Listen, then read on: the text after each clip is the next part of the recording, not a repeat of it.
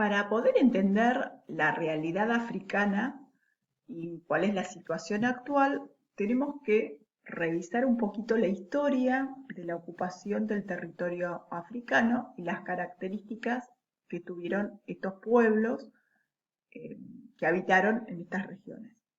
Antes del siglo XV, eh, la organización que predominaba era la organización tribal.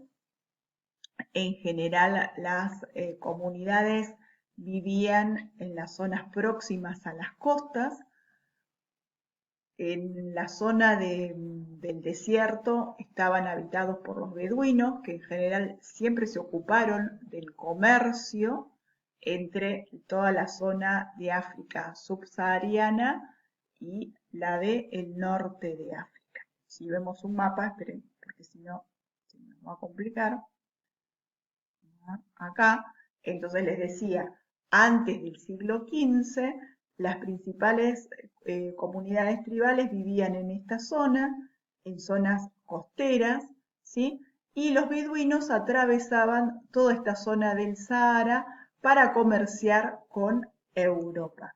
Pensemos siempre que África posee muchos recursos que los europeos no tienen, como por ejemplo frutos tropicales, el mismo marfil que era obtenido a partir de los elefantes, las pieles, por ejemplo, oro, diamantes, ¿sí? Que eran recursos que el continente europeo no tenía. También parte del recurso humano se integraba entonces para el comercio. En algún caso se habían tomado personas como esclavos en el Imperio Romano, en Grecia, ¿no? Que venían de África por diversos motivos, a veces por deudas o a veces eran capturados o porque caían en manos de algún enemigo, por ejemplo. Pero bueno, era una organización tribal, estaban diseminadas las tribus por todo el territorio, eh, no había un patrón común, más y la relación con Europa era precisamente esta, la del comercio fundamentalmente.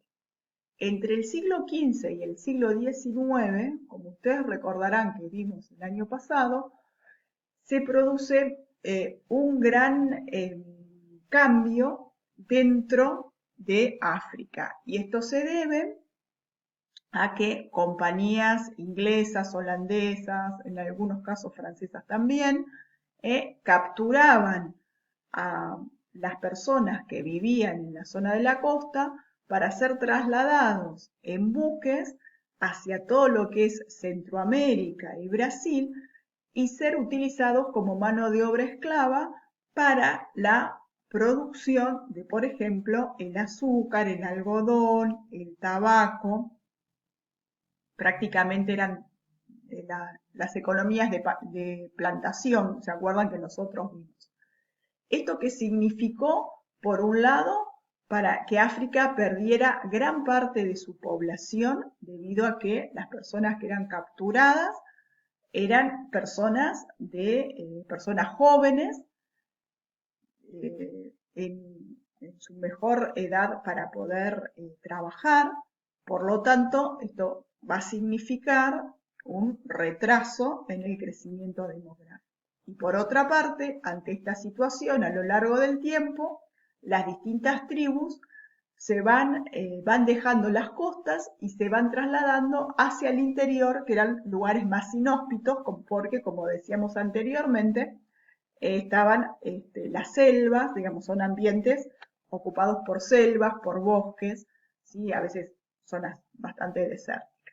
Ese fue el primer gran cambio que tuvo en cuanto a su inserción en en lo que sería mercado mundial, ¿no? Entre comillas, porque fue una inserción sumamente forzada. Fue un gran impacto en cuanto a la intromisión del europeo en territorio africano. Entre fines del siglo XIX y principios del siglo XX, en 1890 se firma un tratado, la Conferencia de Berlín, en el que los países europeos prácticamente se reparten África.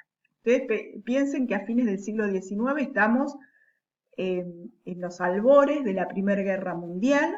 Los países más poderosos son Francia e Inglaterra en ese momento.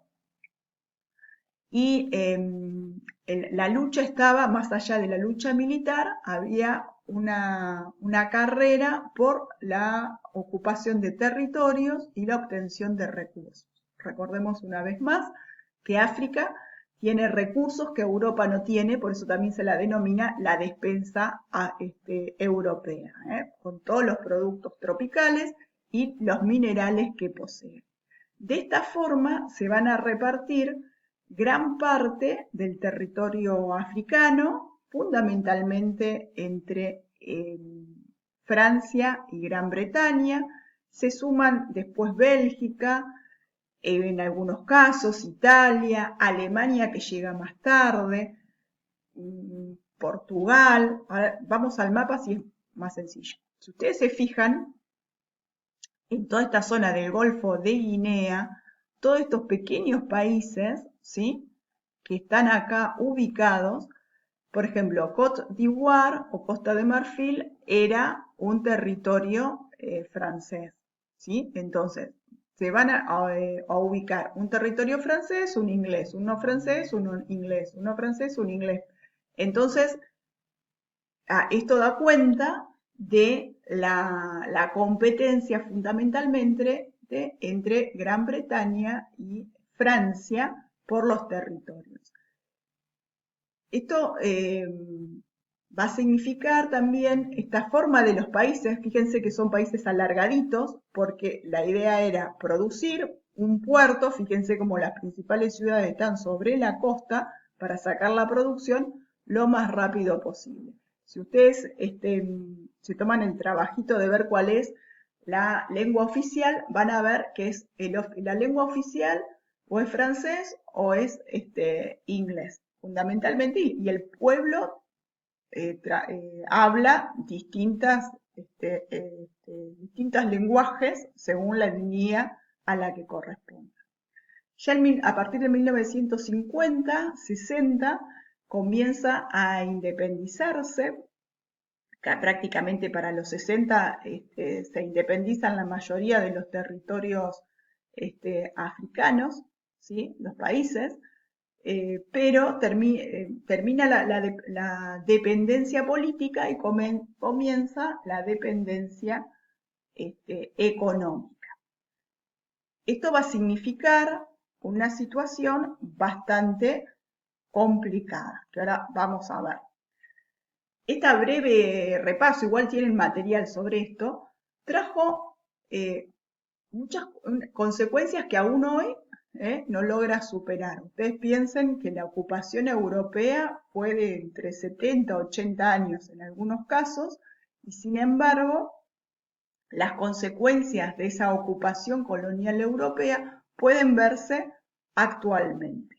En primer lugar, los límites de estos estados que ustedes ven fueron trazados por los países europeos cuando se repartieron el territorio africano, que respondían más a las necesidades de los europeos que a las necesidades de los africanos. Así fue como muchas veces quedaron tribus enemigas dentro de un mismo país, o una misma tribu, una misma etnia integra distintos países, ¿sí?, cuando podría haber formado uno solo. De ahí vienen todos esos conflictos étnicos y muchas guerras que terminan en guerras civiles de los países africanos.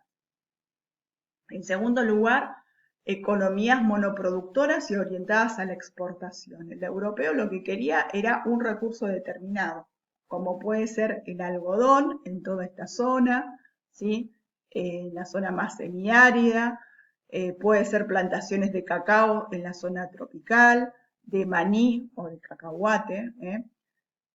Actualmente toda esta zona de Kenia se dedica a la producción de flores, por ejemplo, no era para en esa época, pero sí ahora, es decir, siguen orientadas a la exportación, de café también, o, por ejemplo, de diamantes, de oro, de hierro, petróleo en algunos países también. Entonces, dependen de un solo producto y si ese producto tiene un precio más bajo a nivel internacional, obviamente la economía cae. Y dependen también de quién les va a comprar ese producto. Los conflictos étnicos que ya dijimos, que se derivan de esos límites que son puestos desde afuera, o impuestos, mejor dicho, desde afuera. La élite dominante, si bien van a ser africanos, si ustedes también van a cualquier caso que ustedes quieran analizar, van a ver que hay un grupo dominante que tiene una gran riqueza, que si bien son africanos, en realidad están aliados a los intereses extranjeros. Entonces ustedes van a ver, muchas veces son dictaduras, tiranías, de un grupo que tiene, hace una vida realmente ostentando una gran riqueza y gran parte de la población a veces está sumida en el hambre, ¿no? En las necesidades más extremas. Esa élite dominante se va a formar en Europa y va a volver, en algunos casos, al país de origen y va a responder a los intereses del país extranjero. Recién ahora, desde ahora una década, se está formando un grupo de gente que empieza, que ha logrado ir a la universidad, ha logrado estudiar. Ustedes piensen que para estudiar tienen que saber el idioma oficial, o sea, ustedes para poder ir a la escuela, para terminar de formarse o poder ir a la universidad, tienen que hablar la lengua del país que los colonizó, no la lengua por ahí de la tribu o de las comunidades de la cual son originarios. Recién ahora yo lo que les decía, se empieza a revisar ese pasado colonial con un espíritu muchísimo más crítico. Empieza entonces a formarse grupos que cuestionan esa, esa imposición que vino en cuanto a lo educativo, lo cultural, desde Europa hacia África.